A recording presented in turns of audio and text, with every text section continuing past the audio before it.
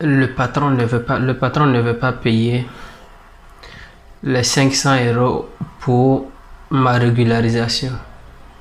Alors, que dois-je faire?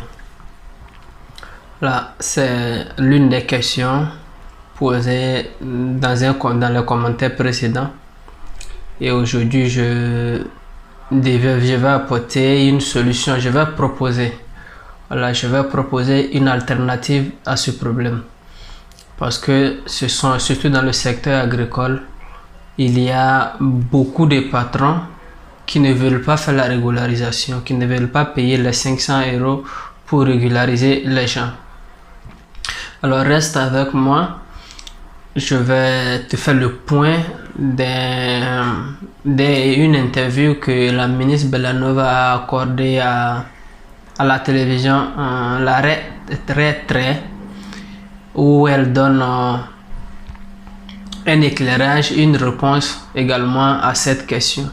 Donc reste avec moi jusqu'à la fin pour savoir de quoi il s'agit. Salut, je suis Fani Yaya. Bienvenue sur la page Immigration Intégration. Ici j'aborde toutes les questions relatives au permis de séjour, aux documents, mais également je parle des opportunités qu'offrent les structures italiennes aux immigrants.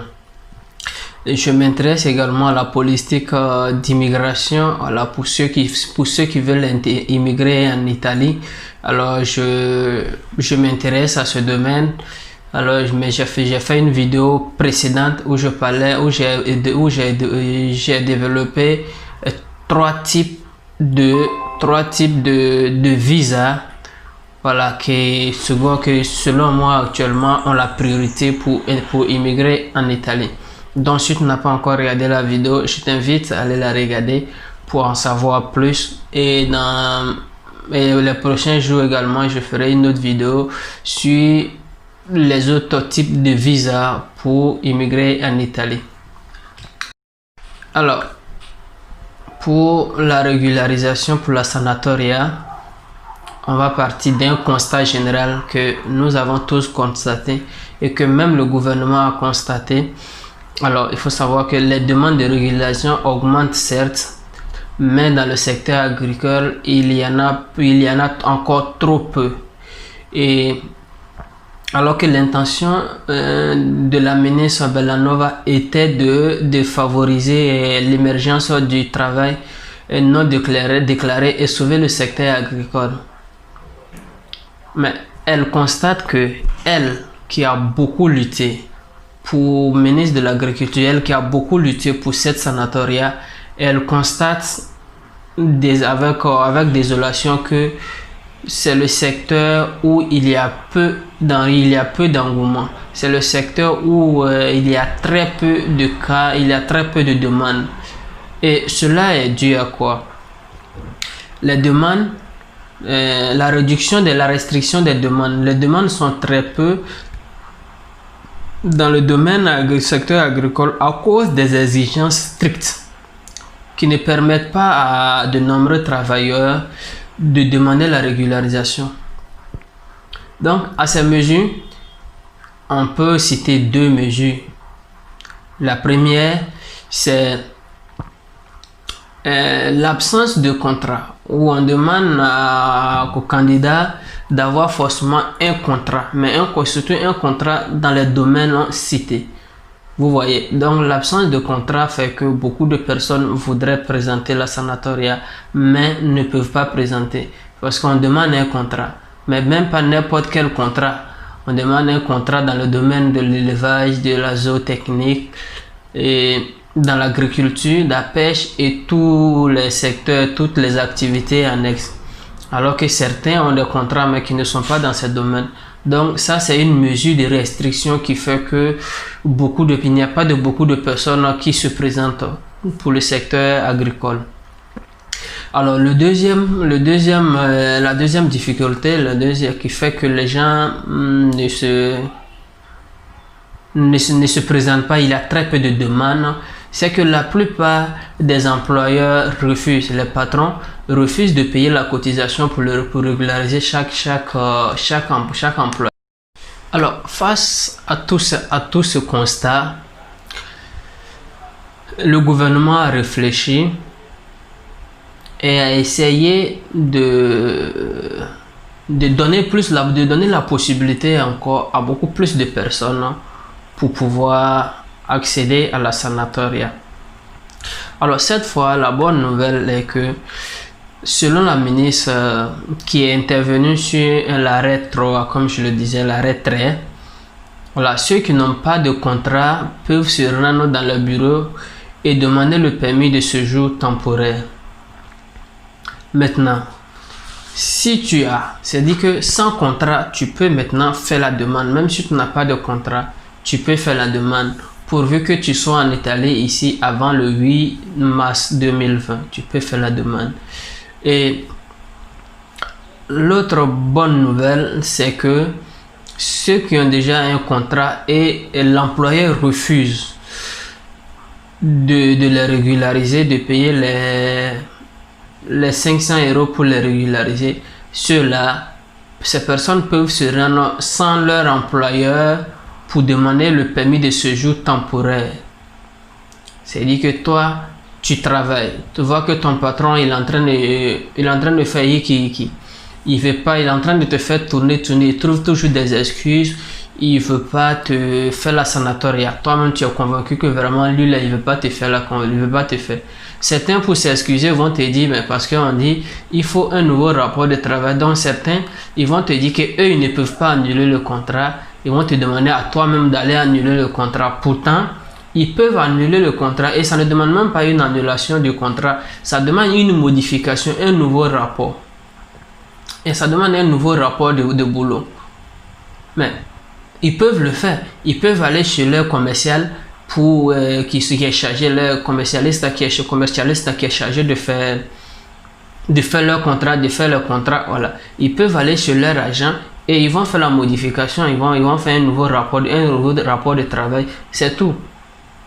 Et même avant ça, il y a beaucoup plus de démarches à faire parce qu'il faut avoir la volonté, la garantie de faire l'inscription en ligne, voilà, Donc, toi qui as un contrat de travail, ton patron ne veut pas te faire le contrat, je disais, c'est une excuse.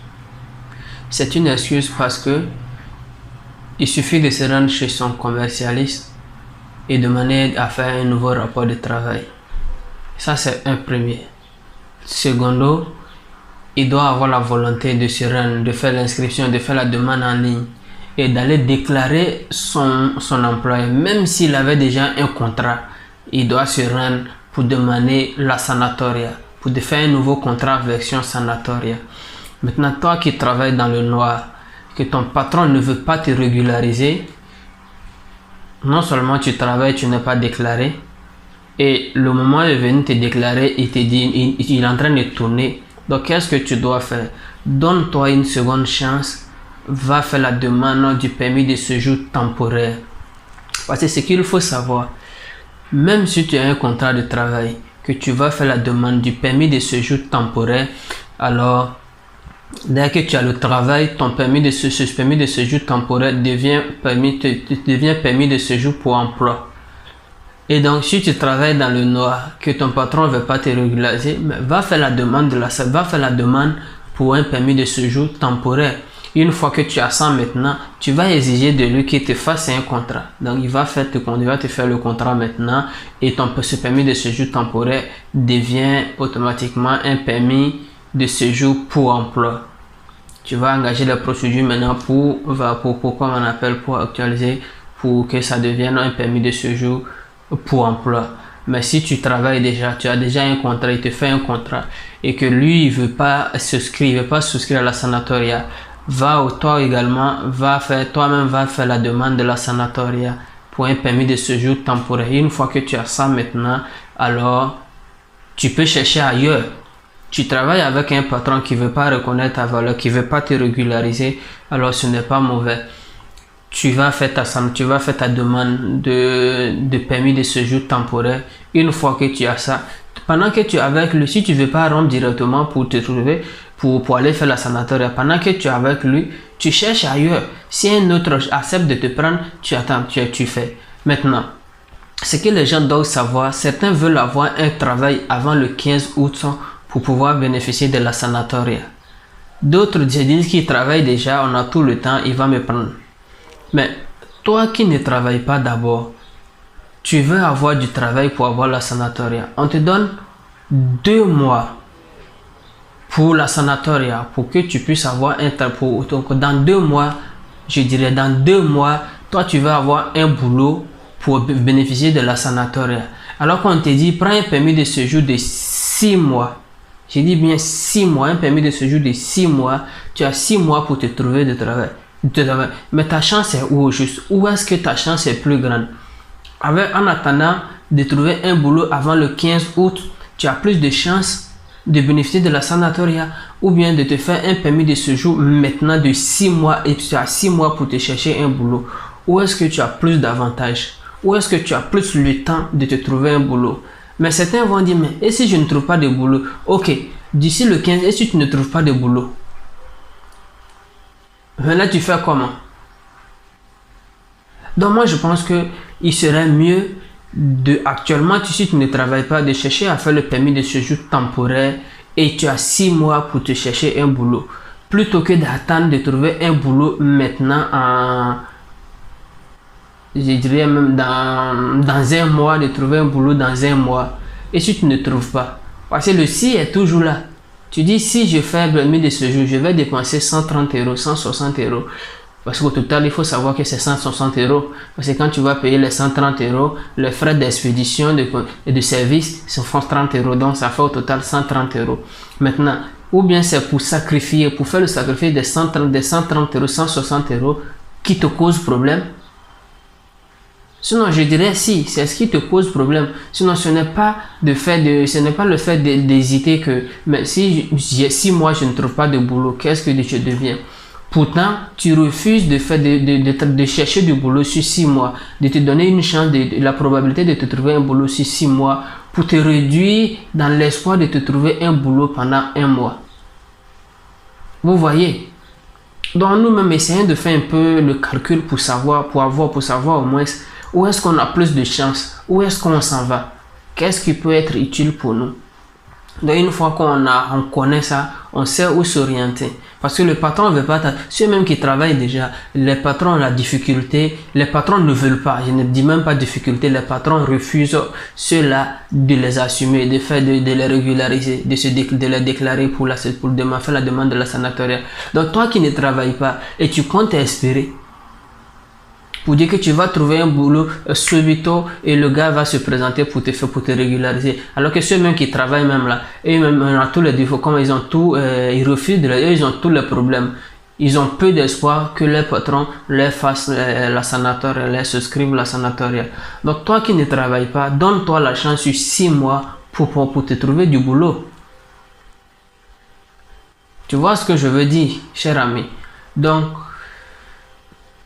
c'est sur ça que porte mon message d'aujourd'hui. Et merci à vous pour le soutien. N'oubliez pas toujours de me laisser ce que vous pensez dans les commentaires, de liker, de partager. Et on reste ensemble. On se donne rendez-vous pour le prochain week-end. Et d'ici là, portez-vous bien.